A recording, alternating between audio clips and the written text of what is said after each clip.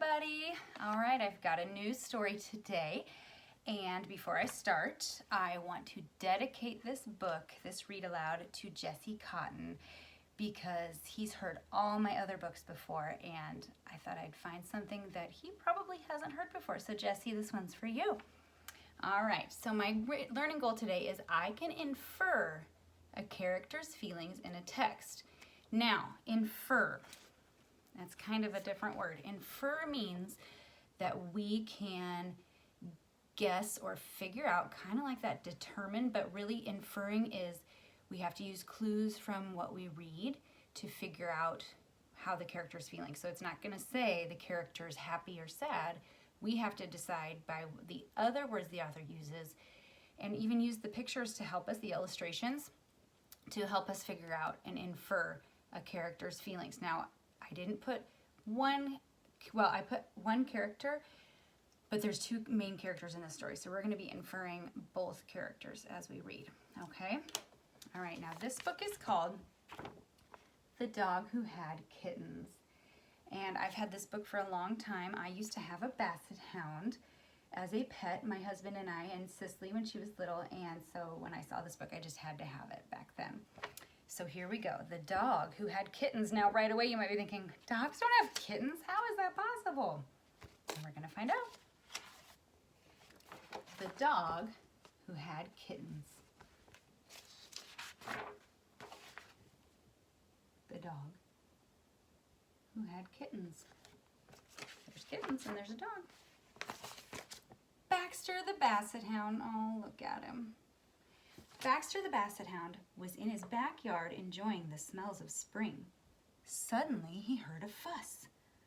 Eloise! The boy was shouting, everybody come look at Eloise! Baxter trotted toward the side of the garage.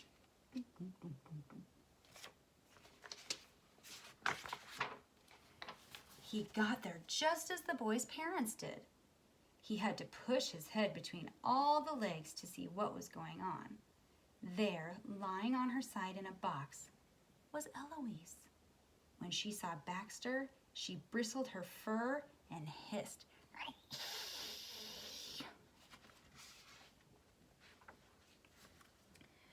Baxter just had time to see the squirming little bodies attached to her belly before the boy led him away to the oak tree. You'd better stay here for a while, said the boy. We're going to move Eloise into the house with the kittens. She's very nervous.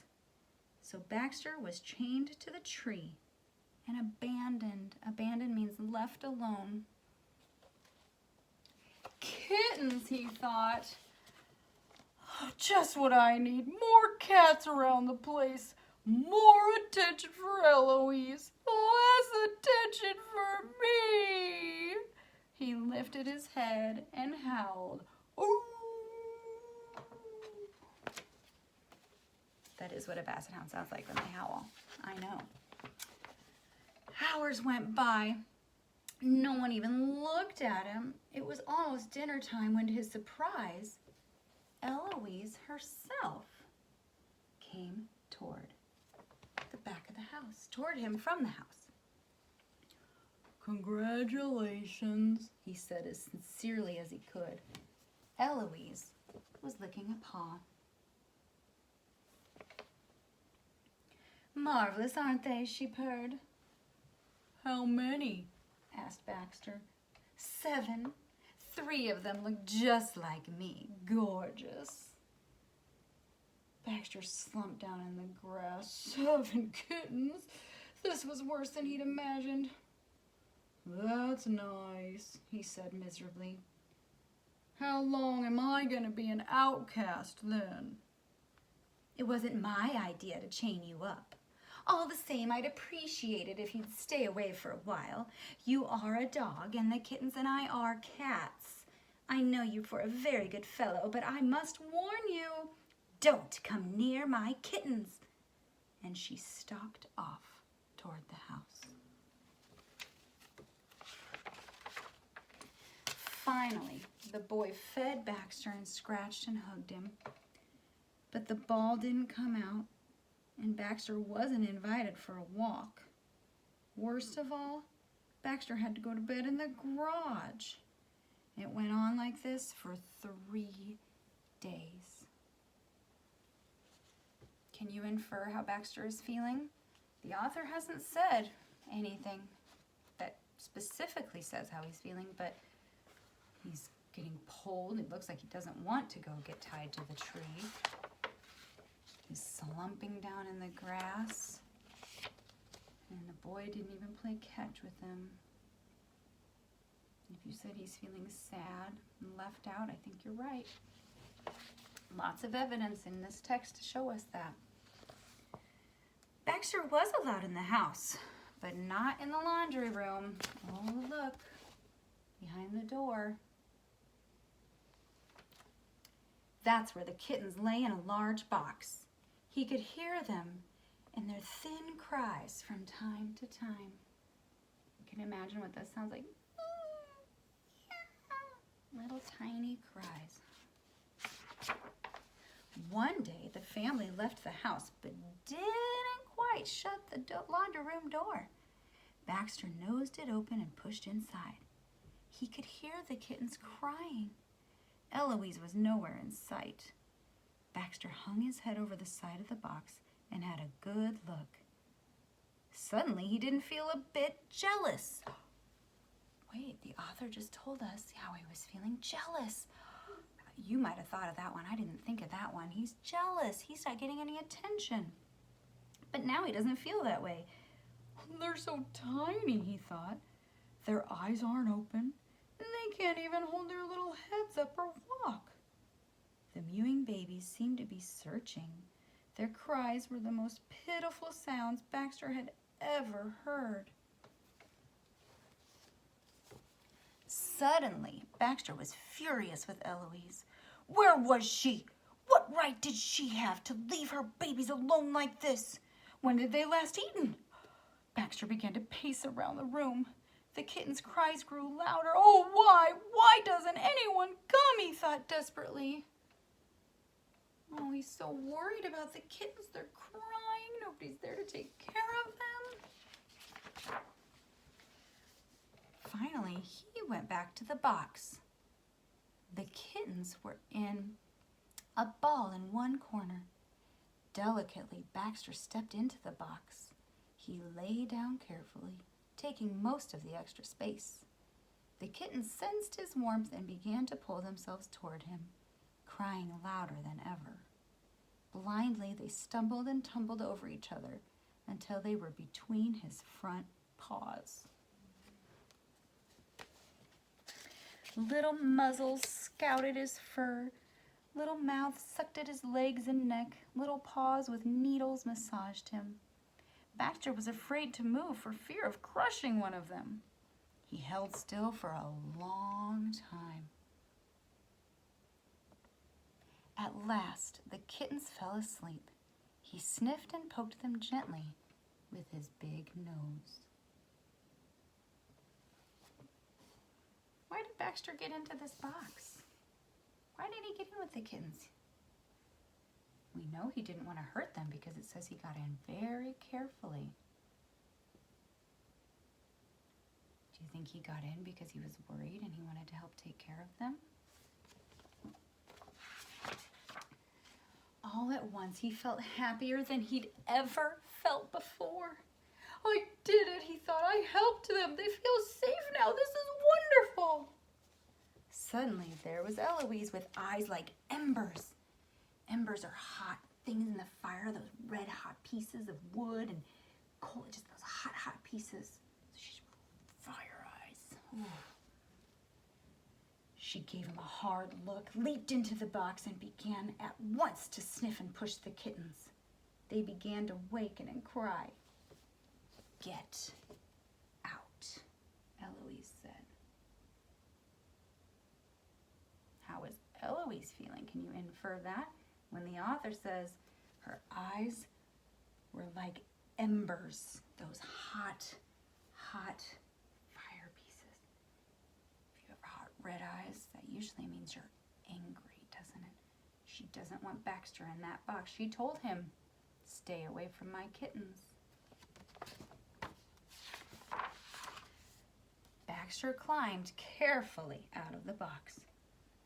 "Well, I didn't hurt them." "I can see that, but it's feeding time. You're in the way." "Past feeding time," Baxter said, remembering his anger. We were right, he was angry. "Poor little mites, crying and crying. And where were you then?" "None of your business, and don't think I don't know my business. Kittens are always hungry, they think. I have to get away from time to time." Baxter looked at Eloise. The kittens were suckling. "A pretty sight," he said humbly. Sucklings means they were eating.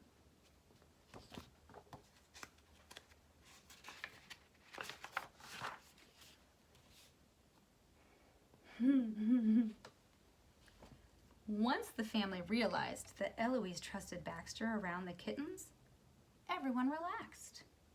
He could come and go as he liked. To everyone's surprise, he spent most of his time with the kittens. Since Eloise only came around to feed and wash her babies, it was Baxter who really took care of them. The kittens seemed to think of his nose, tail, and especially his long dangling ears as a kitten playground. They really like him, don't they? Baxter was with the kittens when they opened their eyes and when they began to walk. When they first learned how to climb out of the box, he nearly went crazy trying to keep track of all of them. He'd forgotten about his old life until one day, when the kittens were several weeks old, the boy came downstairs whistling and tossing a ball. "Come on, Baxter, let's go to the field," he called. Baxter, suddenly remembering old times, ran outside and trotted happily alongside the bicycle. They played fetch and then went into the woods nearby. Baxter dug up an old rotting catcher's mitt, and to his joy, the boy let him keep it. He finally got to play again. When Baxter got home, he lay down and gave his mitt a thorough chew. Out of the corner of his eye, he saw Eloise vanishing through her cat door. Suddenly, he remembered the kittens. Baxter raced to the house, nosed open the door, and skidded across the kitchen linoleum into the laundry room. The box was empty. Sniffing, Baxter searched for the kittens, but he couldn't find a single one. Neither could he hear them. Where, oh, where could they be? He sat down and howled. Ooh. Could they be? There's Eloise. Eloise and the boy appeared.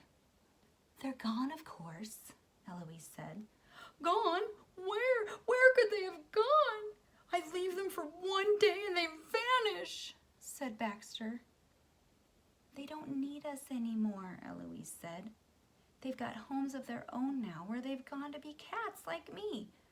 Goodness, didn't you notice how big they were getting?" We get to say goodbye. Baxter could hardly eat his food that night. He lay at the boy's feet after dinner, and when the family went to bed, he tried to sleep, but he just felt too lonely. We didn't have to infer his feelings there. The author told us he felt too lonely. Finally, he got up and went into the laundry room, where the box was full of moonlight. He snuggled up in it, comforted by its kitten smell. He was still feeling too sad to sleep when, with a soft thud, Eloise landed next to him and curled up by his head.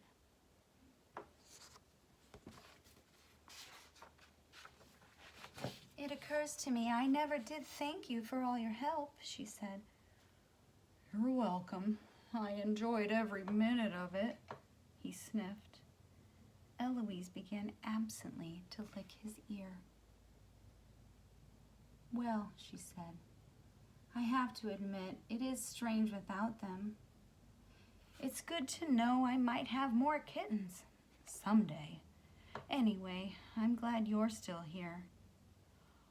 Oh, Eloise, really? Baxter sighed happily.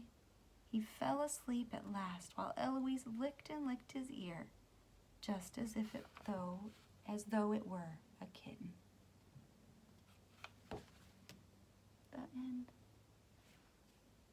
He's not lonely anymore, is he? He's got a friend. He's got Eloise. You know what now why the book is called The Dog Who Had Kittens? He didn't really have kittens, but he helped take care of them, and he loved them so much, just like any parent would, and he was so sad that they were gone.